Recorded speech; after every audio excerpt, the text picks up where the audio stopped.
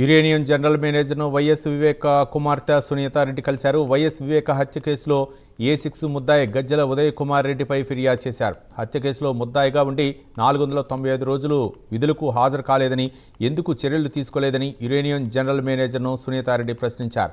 గజ్జల ఉదయ్ కుమార్ రెడ్డిపై చర్యలు తీసుకోవాలని యురేనియం GMకు ఫిర్యాదు చేశారు.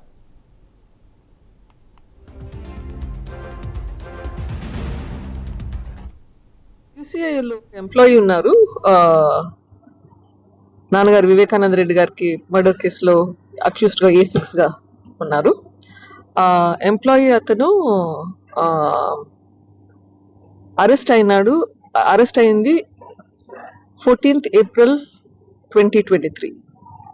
ఆయన బెయిల్ మీద బయటకు వచ్చింది 21st August 2024.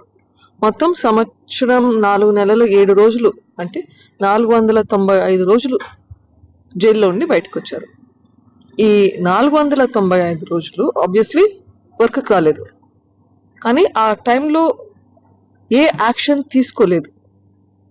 ఎవరైనా మామూలుగా ఏ కంపెనీలో అయినా కానీ ఒక 4 రోజులు చెప్పా పెట్టకుండా పోతే నోటీస్ అనేది సర్వ్ చేస్తాం. 4 రోజులు రాకపోతే మళ్ళీ నోటీస్ సర్వ్ చేసి డిస్మిస్ చేయడము, సస్పెన్షన్ చేయడము ఏదో ఒకటి ఉండాలి.